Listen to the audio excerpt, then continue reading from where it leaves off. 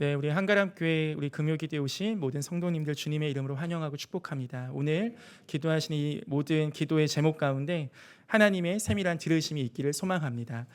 네, 아마 저를 아시는 분도 계시고 모르시는 분도 계시겠지만 저는 2020년부터 22년까지 한가람교회에서 청년부에서 많이 배웠던 신은호 목사입니다. 그리고 목사 안수 받자마자 그 잘 모를 때 개척해야 된다 생각해서 이제 바로 2023년부터 지금까지 사당에 위치한 그 작은 사무실에서 예배하고 있고, 지금도 개척교회에서 한 청년들과 한 20명 정도 같이 그냥 뽁짝뽁짝하게 모여서 함께 예배하고 있습니다. 그래서 저희는 이제 오전에 그 교회 개척한 곳에서 제 예배 섬기고, 그리고 오후에는 한 달에 2번 정도 앞으로 9월부터 한가람교회 우리 30대 청년부를 섬기게 되었습니다. 그래서 아마 제가 자주 교회 못 보여도 늘 한가람교회에 참 고맙고 감사한 마음을 갖고서 오고 있다는 걸 알아주시면 감사하겠습니다. 네, 그래서 지난주에 처음으로 우리 한가람교회 30대 청년부와 함께 주일날 점심 식사를 같이 했습니다. 그래서 3년 만에 저도 보다 보니까 청년들이 다 이제는 그 30대다 보니까 옛날 같으면 다 애기 아빠들이잖아요. 애기 엄마들이고. 그러니까 다들 이제 얘네가 늙었구나 싶은 마음이 참 들었어요. 또 하나는 대화하고 얘기하는 과정 속에서 많이 성장했다는 걸 느꼈습니다. 말 한마디 한마디와 또 대화 한마디 한마디와 또 쓰는 단어가 많이 바뀌었더라고요. 그러면서 사회에서도 또 교회에서도 하나님께서 참 귀하게 성장시키시고, 또 하나님께서 교회에서 참 귀하게 우리 30대 청년들을 하나님께서 자라나게 해주셔서 너무 감사하고, 특별히 교회 어른들께서 함께 지금까지 믿음으로 키워주시고 또 기도해 주셔서 우리 한가람교회 귀한 청년부가 지금도 여전히 주님 안에서 성장케 하심에 참 감사합니다.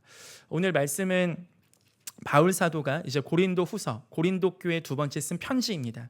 이 고린도 교회는 바울 사도가 사역했던 곳 중에서 2번째로 오랫동안 사역했던 곳입니다. 그래서 가장 많은 곳에선 한 2년 반 혹은 3년 동안 에베소 교회에서 사역을 했고, 한 1년 반 동안을 고린도 교회에서 사역을 했습니다. 그래서 고린도전서에 같은 경우는 그 바울 선생님이 고린도 교회를 개척하시고 한 1년 6개월 정도 사역하시고 떠나셨는데, 교회 안에 여러 가지 문제가 있잖아요. 그래서 교회 안에 여러 가지 문제가 있어서 이 문제에 대해서 좀 답을 해 주십시오라고 고린도 교회 리더십들이 편지를 썼습니다. 그거에 대한 Q&A 답변서가 고린도 전서고, 그 고린도 전서만으로 부족하다 보니까 2번째 또 쓴 편지가 고린도 후서라고 우리는 알고 있습니다. 그러다 보니까 이 바울 선생님의 고린도 전서 후서는 굉장히 디테일하고 굉장히 구체적인 삶의 기준과 기준이 있습니다. 그래서 우리 예수님 믿고 어떻게 살아가야 되지 한다면 고린도 전후서를 꼭 탐독해 보시기를 바랍니다. 그리고 고린도 전후서는 바울 사도와 고린도 교회만 아는 개인적인 이야기들도 있거든요. 그러다 보니까 고린도 후서 막판인 12장에 보면 1절부터 보시면 환상을 보았던 이야기를 해요. 보통 바울 서신에서 그런 얘기 잘 안 합니다. 그냥 믿음이 무엇인가, 행함이 무엇인가, 율법이 무엇인가, 이렇게 딱딱 떨어지는 굉장히 성경 공부하기 편한 그런 바울 서신들이 있는데, 이 고린도 후서는 굉장히 사적인 이야기들도 많이 있습니다. 예를 들면 내가 예전에 너네 교회 갔을 때 막 내가 부족했지만 너희한테 폐를 끼치지 않으려고 내가 다른 곳에서 있는 재정을 썼어, 막 이런 식의 얘기들도 굉장히 많이 있는 게 고린도 후서예요. 그러다 보니까 바울 사도가 봤던 환상, 개인적인 환상이 막 3층 천에 자기가 올라가고, 물론 여기서 표현할 때는 객관적으로 제3자가 올라간 것처럼 썼지만 대부분의 신학자들은 이것이 바울 사도가 자기를 3인칭으로 지칭해서 한 것이라고 받아들이고 있습니다. 즉, 이 바울 사도는 오늘 12장 초반부에는 자기가 봤던 환상, 천국에 갔던 환상, 이런 걸 막 쓰고 있거든요. 그리고 나서 7절부터 얘기하는데 여러 계시를 받은 것이 지극히 크는데, 내가 있잖아요, 진짜 하고 싶은 얘기가 있어. 그게 뭐냐면 오늘 이야기야. 우리 아마 잘 아시겠지만 여기서 7절 보시면 그런 표현이 나옵니다. 너무 자만하지 않게 하시려고 내 육체에 가시고 사탄의 사자를 주셨대요. 그리고 8절에서는 이것이 내게서 떠나가게 하기 위하여 바울 사도는 3번이나 주께 간구하였다고 합니다. 바울 사도는 이때 이미 굉장히 많은 교회를 개척했고 굉장히 많은 사역을 하셨던, 우리로 치면 원로 목사님 그 이상이시죠. 그러니까 이분이 3번 간구했다고 하는 건 저 같은 피라미 같은 사역자가 3번 간구한 거라는 수준이 다르실 거예요. 정말로 교회를 위해서 하나님의 나라에서 봉사하셨던 우리 목사님, 장로님들, 정말 교회 리더들께서 마음 먹고 3번을 간구하신 거죠. 뭐 40일 금식 기도를 하셨을 수도 있고 정말 잠깐 기도한 건 아닐 겁니다. 기간을 두고 정말 하나님 이것에 있어서 제가 해결받아야겠습니다 하는 마음으로 올라간 것이 3번이라고 해요. 그런데 그게 안 들어졌다는 겁니다.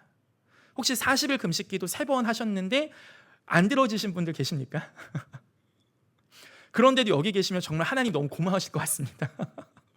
그런데도 여기 앉아서 예배하시면 정말 믿음의 성숙함이 엄청나신 거죠. 바울 선생님은 오늘 3번 주님께 간구했다는 표현을 쓰세요. 여러분 오늘 금요기도에 오셨잖아요. 이곳에서 기도가 들어진 적이 많으십니까? 아니면 기도를 했는데 안 들어진 적이 많으십니까? 기도하면 다 이루어지십니까? 이거 명당입니까 혹시? 기도만 하면 다 이루어지고 기도하고 끝나고 하면은 내가 부족했던 돈이 다 들어와 있고 막 기도하고 끝났는데 남편 승진 소식 들어와 있고 기도하고 끝났는데 우리 자녀 대학교 소식 들어와 있습니까 혹시? 청년들이 교회에서 열심히 섬기면 어떻게 됩니까? 세상에서 성공합니까? 아니요. 학점이 떨어집니다. 단기 선교 가면 어떡합니까? 토익을 배울 시간이 없어서 졸업이 늦어집니다. 너무 열심히 섬긴 자매를 어떡합니까? 결혼이 늦어집니다. 여러분 왜 웃으세요? 저만 특별한 경우를 본 게 아니죠. 교회를 열심히 섬기고 11조를 많이 하면 재테크할 돈이 없습니다. 여러분 우리 금요기도에 오셨잖아요. 여러분 오늘 드라마 못 보십니다. 요새 OTT 그런 거 봐서 보시겠지만 우리는 너무나 물리적인 제한이 있고 우리가 기도하고 하나님 앞에 나아갈 때 사실 기도가 들어지면 참 좋은데 물론 초신자 때나 하나님의 구원을 그 크심을 경험하는 때는 많이 경험하실 수 있지만 사실 어느 정도 믿음이 성장하고 자라나는 과정 속에서 기간이 늘어나면 늘어날수록 우리가 기도한 기도가 들어졌던 것보다 안 들어진 게 더 우리 마음속에 남아있는 게 사실인 것 같습니다. 바울도 오늘 육체의 질병이라고 하는데 육체의 가시라고 하는 그게 무엇인지는 정확히 모릅니다. 어떤 분은 안질이라고 하시기도 하고 간질이라고도 하는데 바울 사도가 정확하게 쓰지 않았기 때문에 이 육체의 가시가 이거다라고 쓰지 않았기 때문에 사실 성경이 안 써 있는 건 크게 몰라도 된다는 거거든요. 그러니까 그게 뭔지는 몰라도 괜찮아요. 근데 바울 사도가 되게 강조하고 싶었던 게 뭐냐면 내가 3번을 하나님께 간구했는데 그게 안 이루어졌거든. 그러고서 하나님을 욕하고 떠나지 않아요. 제가 군대에서 전도를 장교로서 가서 전도할 때 부사관 친구가 한 명 있었습니다. 예수님에 대해 설명하는데 그 친구가 얘기하더라고요. 저는 하나님 안 믿습니다. 하나님이 계셔도 저는 안 믿을 겁니다. 왜 했더니 고1 때 자기가 어머님이 돌아가셨거든요. 그 친구가. 근데 되게 병원에서 하나님께 울면서 기도했다는 거죠. 근데 안 들어주신 거예요. 그 상처가 있으니까 하나님을 안 믿겠다는 겁니다. 그러니까 너무 마음이 아프죠 사실. 근데 그게 그 친구만 그런 게 아니잖아요. 기도를 하면 들어주시면 너무 좋은데 하나님은 우리 기도를 가끔은 까먹으시는 것 같기도 하고 그래서 시편의 기자들 혹은 선지자들도 하나님 듣고는 계십니까? 혹시 귀가 어두워지신 거 아닙니까? 이런 버릇없는 표현들도 시편이 있거든요. 하나님 계시기는 합니까? 계시면 왜 나의 하나님은 안 되어주십니까? 시편에도 하나님을 찬양하는 찬양하라 호흡이 있는 자리에서 찬양하라 이런 찬양시가 있고 하나님 어디 계십니까? 왜 도대체 나의 기도를 안 들어주십니까? 이런 탄원하는 탄원시가 있거든요. 크게 2종류인데 찬양시보다 탄원시가 압도적으로 많습니다. 즉 구약에서 우리가 봤던 다윗 믿음의 선배들 또한 하나님 왜 나의 기도를 안 들어주십니까? 라는 하나님으로부터 받은 거절 감정이 굉장히 많은 상황인 거죠. 그러니까 우리 천국 가면 우리 단체로 하나님께 얘기할 게 얼마나 많겠어요. 근데 오늘 바울 선생님이 설명하시는 거예요. 똑같이 하나님께 기도를 드렸는데 그 기도를 들어주시지 않은 하나님 앞에 어떤 사람은 하나님을 욕하고 떠나지만 여러분들처럼 우리 귀하신 성도님들처럼 오늘도 이곳에 나와서 하나님 앞에 기도하기로 결단하고 나오신 분들이 계시다는 거죠. 그리고 하나님은 그 분들의 기도에 주목하고 계시다는 겁니다. 우리가 오늘 금요기도에 기도를 했습니다. 근데 기도가 안 들어질 수 있죠. 그리고 나가는 길에 어쩌면 바울 선생님이 살아계신다면 우리의 탄식, 우리의 호흡 하나님 왜 우리의 기도를 들어주시지 않습니까? 라고 중얼거림 들으신다면 오늘 와서 이렇게 위로해 주실 거예요. 너도 안 들어줬어? 하나님이 나도 안 들어줬어. 너 혹시 40일 금식기도 3번 해봤어? 나 해봤는데 안 들어줬어. 이런 식의 바울 선생님의 위로가 있을 거예요. 그런데 오늘 바울 선생님이 얘기하는 게 이렇게 표현하세요. 내가 8절 보시면서 주께 간구하였는데 9절 나에게 이르시기를 내 은혜가 내게 족하도다 이는 내 능력이 약한 데서 온전하여 짐이라 하신지라. 바울 서신이 굉장히 많지만 신약의 13권이 바울 서신서라고 하지만 그 안에 그 성경책에 보면 예수님의 말씀은 직접 빨간 글씨로 되어 있는 부분이 있잖아요. 아마 여러분이 가진 성경도 그렇게 표현되어 있을 겁니다. 바울 서신서에 예수님께서 직접 말씀하신 이 빨간 글씨는 이거밖에 없어요. 또 하나 있죠. 그게 어디냐면 사도행전 예수님 8장에서 바울 사도가 다메섹 가는 길에서 그 예수님께서 만나 주셨던 나는 네가 핍박하는 예수라. 직접 말씀하신 거 딱 한 번 나오고 그 다음 나오는 게 요거예요. 그러니까 바울 사도가 다른 어떤 계시나 환상, 천국 가서 예수님 이렇게 얘기하시더라. 너는 사도 중에 사도요. 이렇게 얘기하면 훨씬 좋잖아요. 그런데 바울 사도 안에 예수님과 직접적으로 만났고 예수님께서 자기에게 얘기해 주셨던 가장 임팩트 있었던 가장 자기의 마음에 자리 잡았던 말씀은 뭐냐면 내가 너의 기도를 듣지 않은 이유가 있단다. 이 말씀입니다. 우리 사랑하는 한가람교회 성도님들, 그리고 귀한 우리 청년 선생님들, 그리고 귀한 우리 학생들 안에 우리의 가장 믿음의 전성기, 우리의 가장 믿음의 꽃이 피었을 때 무언가 많은 사역을 하고 많은 봉사를 하고 무언가 사람들이 봤을 때 와 쟤는 정말 믿음 좋은 애구나 하는 그 순간이 아닐지라도 호흡과 탄식 속에 기도를 들어주지 않는 하나님 앞에 너무나 삐쳐있는 그 마음 속에서도 오늘 하나님께서 우리 마음 가운데 이러한 잔잔한 위로가 있기를 소망합니다. 그리고 바울 사도는 이것이 자기가 받은 가장 중요했던 예수의 말씀 중에 그 말씀으로 받아들이 얘기하시는 거예요. 내 은혜가 내게 족하다. 이는 내 능력이 약한 데서 온전하여진다. 우리가 기도를 했을 때 안 들어지는 이유 몇 개 있죠. 뭐 정욕으로 구하려고 잘못 구하면 안 주신다. 그거 오케이입니다. 꼬맹이가 칼을 달라고 아직 때가 안 됐는데 이걸 다룰 수 없는데 준다. 이거 안 주시는 것도 오케이입니다. 그런데 바울 사도가 이거 정욕으로 잘못 구한 것도 아닐 거 아닙니까? 아직 때가 안 된 것도 아닐 거 아닙니까? 이 정도 때면 얼마나 되셨겠어요? 때의 문제도 아니에요. 정욕으로 잘못 구한 것도 아니에요. 그 마지막 있는 거죠. 하나님의 기도를 들어주시지 않는 이유가. 이 세 번째 이유가 오늘 고린도후서 12장에 우리 믿음의 성도들에게 권면하는 말씀. 그게 뭐냐면 그것이 더 좋단다 얘들아. 그 말씀입니다. 아무도 아멘 안 하시죠? 네, 이것이 우리의 마음입니다. 아멘이 안 되죠. 아멘이 안 돼요. 저도 되게 간절하게 기도할 게 2번 있습니다. 그게 언제냐면 첫 번째, 체첸 가서 강도를 당했습니다. 카메라 뺏기고 돈을 뺏기고 맞았습니다. 그날 기도했죠. 하나님, 오늘 한국에 돌아가게 해주세요. 그런데 그날 밤에 호텔에 또 술 보드카 먹은 러시아 청년들이 막 문 두들기고 와서 횡패를 부렸습니다. 전 그때 너무 무서웠어요. 정말 무서웠어요. 하나님이 저희 기도를 들어주시지 않았습니다. 2번째 기도, 작년에 인도네시아의 추석 때 단기팀과 한 24명 다녀왔습니다. 그런데 그때 하필 명절 겹쳐서 비행기를 놓쳐서 24명의 티켓을 다 공중분해를 했어요. 그럼 그 다음날 티켓팅을 해서 와야 되잖아요. 그 돈이 1,000만 원입니다. 제가 팀장 버스에서 갔는데 기도 간절히 했죠. 막 뒤에서 어른들 막 기도하시고 난리 났죠. 방언하시고 난리 났어요. 저는 기도하는데 하나님 그런 말씀 주시는 거예요. 은호야, 이번 비행기 못 탈 거야. 근데 저는 기도하면 할수록 못 탈 것 같은 거예요. 근데 뒤에서는 탈 수 있습니다. 막 할렐루야. 막 차 조금만 가면 뚫린다. 웬걸 앞에 토다시 막히고.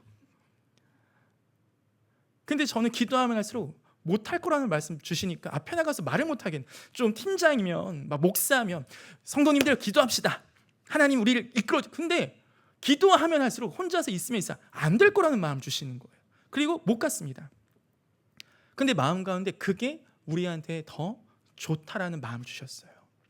그 결과 그날 저희 팀에 재혼 부부가 있으셨거든요. 70이 넘으신. 근데 이분들이 4년 전에 재혼을 하셨는데 신혼여행을 못 가셨어요. 그래서 마지막에 저희가 못 갔으니까 공항 근처는 다 비싼 호텔밖에 없잖아요. 그래서 그 전까지는 게스트하우스에서 다 남자 따로 여자 따로 자서 그 2분이서 있을 수는 없었거든요. 근데 공항 호텔에서 그 2분이 따로 방을 쓸 수밖에 없으니까 그때부터는 그냥 부부끼리 쓰기가 너무 행복해 하시는 거예요. 호텔 여기저기 다 다니면서 막 포토 이전 있는 데만 다 사진 찍으면서 다니시고 그때 결혼식을 하고, 그리고 저희 어머니는 저와 잠을 자면서 어머니가 울컥울컥 하시더라고요. 결혼하고 대학교 보내고 고등학교 기숙사 보내고 처음으로 아들과 같이 단둘이서 잠을 자니까 그게 어머니한테 너무 좋았던 거예요.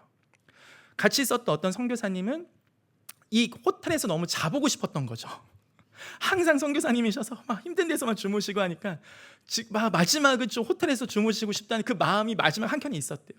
그러니까 그 끝나고서 다들 돌아와서 한마디씩 하는데 각자의 그 소망들이 다 이루어졌다고 얘기하시더라고요. 그리고 나서 남는 그 어쨌든 1,000만 원 해결해야 되잖아요. 그래서 그냥 나중에 정리하고 하는 과정 속에서 너무나 은혜 가운데 팀 재정이 남은 거 다 합치니까 딱 3만 원이 부족했습니다. 하나님께서 제가 제 단기 선교만 24번인가 5번 간 것 같아요.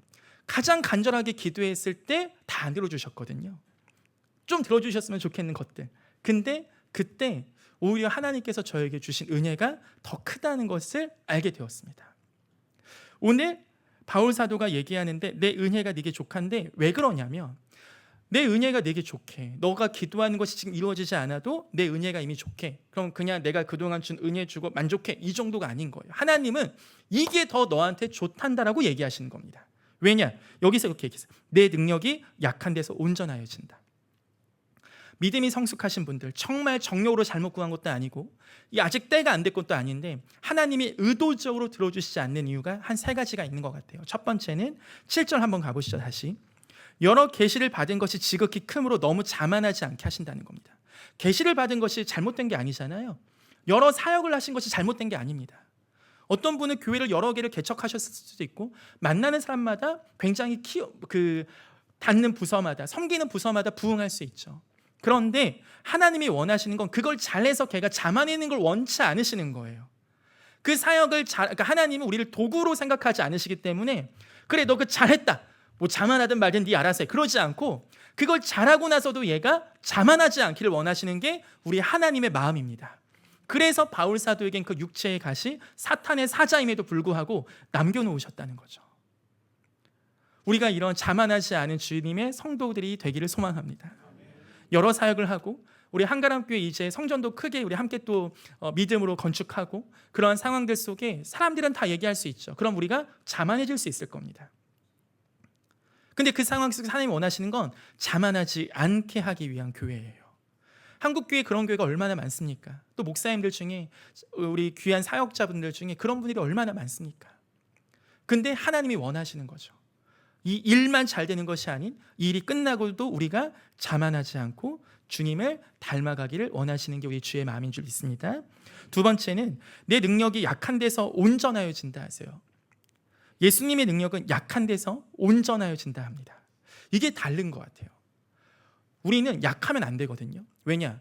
동물의 왕국 보세요. 약하면 어떻게 됩니까? 잡아먹힙니다. 이게 유물론적 사상이거든요. 눈에 보이는 것들. 그러니까 세상도 돈이 많아야 되고 어느 정도 집이 있어야 되고 어느 정도 부가 있어야 돼요. 그래야 건강하게 클 수 있다고 생각합니다. 혹시 우리 부모님들 중에 자녀들에게 줄 방이 없어서 미안해하시는 부모님들 계십니까? 그러면 절대 미안해하지 마세요. 제가 그렇게 컸습니다. 저는 클 때 방이 없었어요. 항상 거실에서 잤어요. 그래서 어머니가 늘 저에게 이사 갈 때마다 미안하다 하셨어요.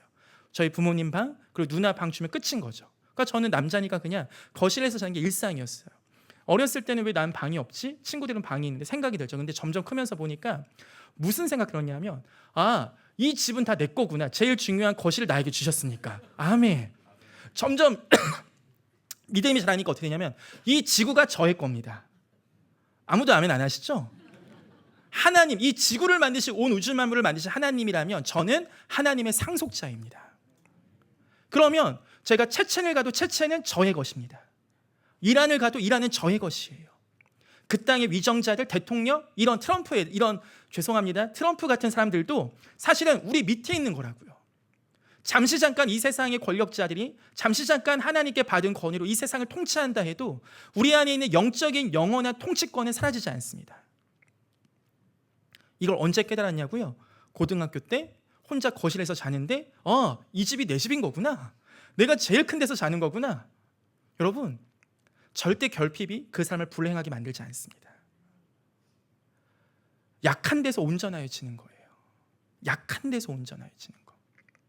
저희 딸 아이가 이제 8살 되었거든요. 한가람교회 처음 올 때 완전 깐난 애기였는데 근데 걔가 워낙 활달하게 놀이터에서 놀다가 한 바퀴를 굴러서 어깨가 부러졌어요.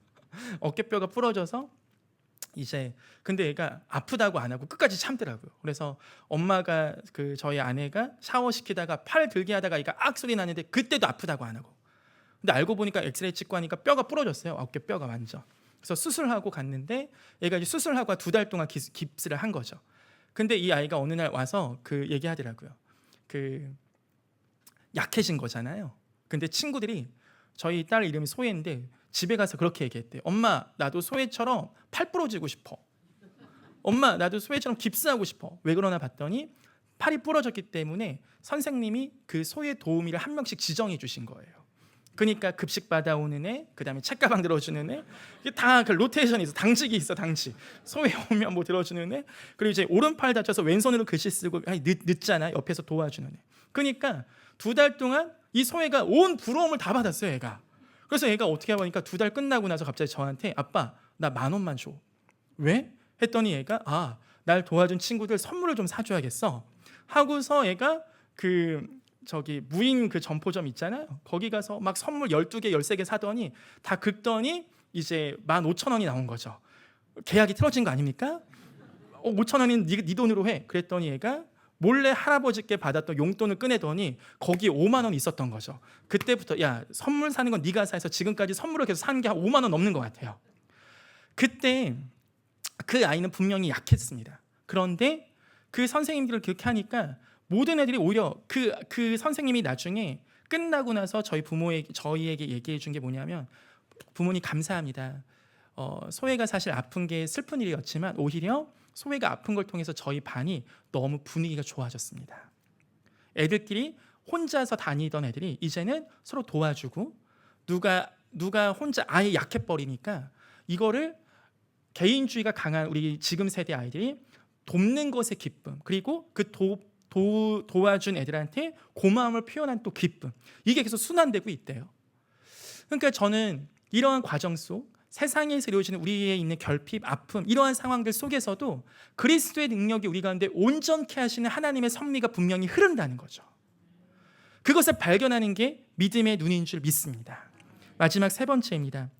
나의 여러 약한 것들에 대하여 자랑하리니 이는 그리스도의 능력이 내게 머물게 하려 함이라. 바울 사도는 자랑할 게 많았어요. 신분도 자랑할 수 있었고, 사역도 자랑할 수 있었고, 교회 개척한 것도 자랑할 수 있었고, 그리고 여러 계시와 환상을 본 것도 자랑할 수 있었습니다. 근데 그 자랑은 다 안 하고 뭘 자랑합니까? 나 약해. 난 사역자인데, 난 목사인데, 난 선교사인데, 나는 수많은 사람을 다 일으키고 수많은 사람을 다 낫게 했는데 내 병 하나 못 고쳐. 웃기지 않습니까? 엄청나게 많은 사람들을 전도하고 개척하고 여러 사람들 다 일으켰는데 자기는 못 고치는 거예요.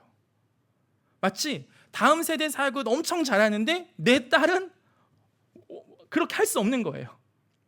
그러니까 나에게 있는 가장 그 결핍, 내가 어디 가서 장로라고 말하기, 권사라고 말하기, 목사라고 말하기 너무나 부족한 그거, 나의 치명적 결함, 성격적인 문제일 수도 있습니다. 어떤 재정적인 문제일 수도 있겠죠. 육체의 질병일 수도 있습니다. 이건 사람마다 다 다양하겠죠. 그런데 그것을 바울은 오늘 자랑한다고 해요. 우리 한가람 교회가 우리 약함을 자랑하는 교회가 되기를 소망합니다. 우리 안에 있는 약함. 근데 왜 그러냐니, 바울 사도가 여기서 마지막 3번째 이유는 이렇게 얘기합니다. 이는 그리스도의 능력이 내게 머물게 하려 함이라. 좀 더 원어적인 표현을 쓰면 그런 표현이에요. 그리스도의 능력이 내게, 그리스도가 장막으로 나를 덮어주시게. 여기서의 장막은 성막과 성전을 의미합니다.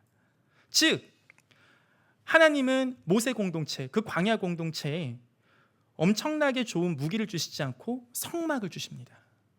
구름 기둥과 불 기둥으로 그냥 여기는 내 거, 얘네 내 거 하고 그 안에 충만하게 임하시는 게 하나님의 계획이고 하나님의 약속입니다.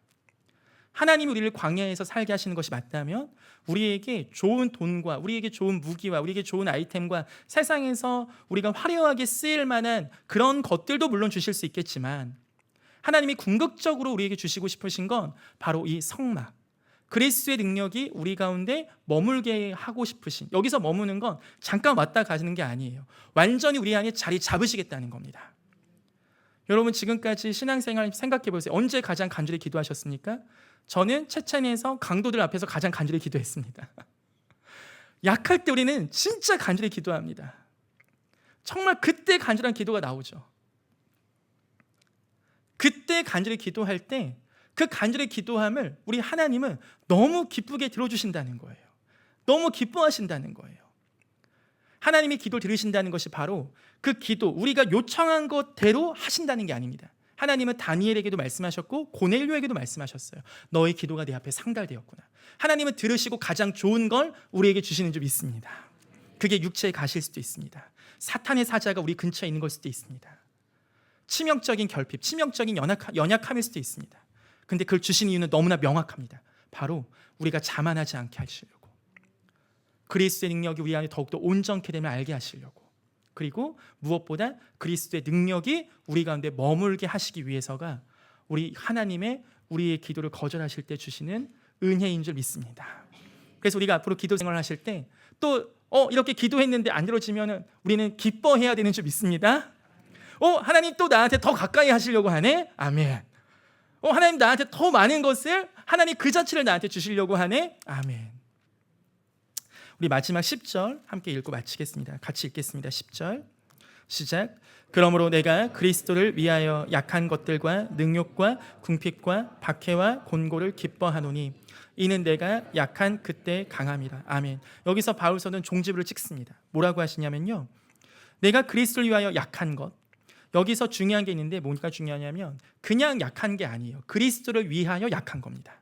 즉 우리가 불성실하고 세상에서 무언가 했어야 되는 걸 안 하고서 약해진 거는 우리 반성해야 됩니다. 청년들 교회 일 핑계대고 공부 안 해서 학점 낮게 나온 건 자랑할 게 아닙니다. 네, 열심히 할 건 해야 돼요. 그런데 그리스도를 위하여 약해진 것들이 있는 거죠. 그리고 약한 것이 있고 능력이 있대요. 그리스도를 위하여 능력을 받은 게 있고, 그리스도를 위하여 궁핍한 게 있고, 박해가 있고, 공고가 있는데 이걸 기뻐한다고 합니다. 혹시 우리의 삶에 그리스도를 위하여 약해지신 것이 있습니까? 그리스도를 위하여 능력 받으신 것이 있습니까? 궁핍한 것이 있습니까? 제가 이번에 그 중앙아시아에 다녀왔습니다. 지금 나누기엔 너무 길고 이거는 또 나중에 말씀드리고요. 그냥 우즈베키스탄을 좀 그 교회들을 좀 방문해서 갔는데, 우즈베키스탄의 한 교회는 그 가정교회입니다. 한 10명의 성도님들이 계신데 다 1시간 반씩 걸려요. 그러니까 서울에 교회가 있으면 다 경기도 화성, 오산 이런 데 다 있으신 거예요, 지금.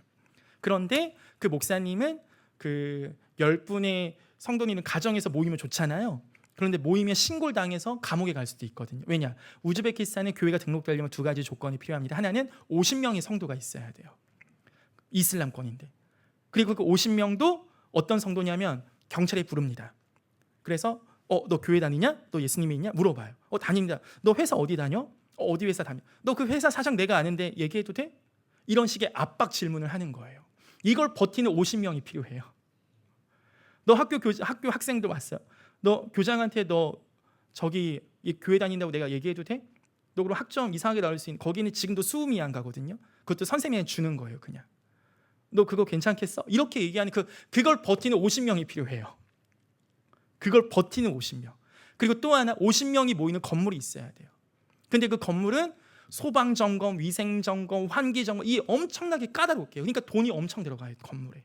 이게 안 되면 교회 등록이 안 돼요. 그러면 모이면 어떻게 되냐? 불법 모임이어서 마치 우리로 치면은 간첩단들처럼. 그러니까 이렇게 감옥 가거나 벌금 엄청 내거나 그렇게 하는 것이 우즈베키스탄의 교회인데, 지금 수도 타슈켄트가 200만, 300만이 사는데 거기에 등록된 교회는 10개밖에 안 돼요. 그렇게 해서 한 가정교회니까 거기도 신고당하면 안 되잖아요. 그러니까 그 교회는 같이 모여서 예배하는 게 꿈이라고 하시더라고요. 우리 한가람 교회는 이미 그 목사님의 꿈이 이루어진 줄 믿습니다. 같이 모여서 예배하는 게 꿈이야. 그냥 10명이 모여서 예배하는 게 꿈이에요. 10명이 모여서 한 공간에서 자유롭게 예배하는 게 꿈이에요, 그 교회는. 근데 어떻게 하시냐? 그 목사님이 월요일에는 A 성도 집 1시간 반 왔다 갔다 하시는 거예요. 왕복이면 3시간. 화요일에는 B 성도님 집. 그렇게 하루 갔다 하면 꼬박 다마스 차 타고, 근데 도로도 다 비포장 도로예요. 그 길을 1시간 반을 갔다가 1시간 예배하시고 오시고. 그러니까 그렇게 하루 보내면 다 보내는 거예요. 한 교회를 또 갔습니다. 거기는 목사님이 게스트하우스를 이렇게 하시면서 거기서 매주 지하 강당 보니까 100명 정도 모일 수 있어요. 매주 45명씩 모인대요. 4명이서 시작했다가 10년 되니까 45명이 모였어요. 그리고 거기 게스트하우스라서 중간에 수영장이 있더라고요, 크게. 그래서 여기서 여기 이 수영장에서 우즈베키스탄 교회들이 지하 교회가 많거든요. 몰래 입소문이 나서 여기 와서 수련회하고 침례 받고 가신다 하더라고요. 그래서 2년 동안 우즈베키스탄 현지인 200명이 그 수영장에서 침례 받으셨대요. 우리가 볼 때는 그리스도하여 능욕받고 박해받고 궁핍하고 없죠. 아무것도 없어요. 성도님들이 헌금도 잘 할 수 없는 왜냐? 한 달 월급이 많아봤자 300불 400불입니다. 우리 돈 치면 뭐 40만 원 50만 원. 그러니까 없어요. 그런데 그 교회 목사님들 만나뵐 때 제가 너무나 부끄러웠어요. 같은 목사인데 나는 왜 모양이지? 같은 목사인데 나는 왜 이렇지? 하면서 그분이 진짜 목사님 같고 저는 목사 흉내내는 사람 같더라고요. 그러면서 이분이 진짜 강하신 목사님이구나. 이분이 진짜 강한 성도님이시구나. 이분이 진짜 강한 그리스도인이시구나. 여러분 사랑하는 우리 한가람 교회 귀하신 성도님들의 삶이 혹시 약함이 계십니까? 우리가 그렇다면 그것을 자랑하는 강한 교회가 되기를 소망합니다. 우리가 약한 그때 그리스도인이 우리 온전케 하시고 그리스도의 능력이 우리 가운데 머물게 됨을 믿습니다.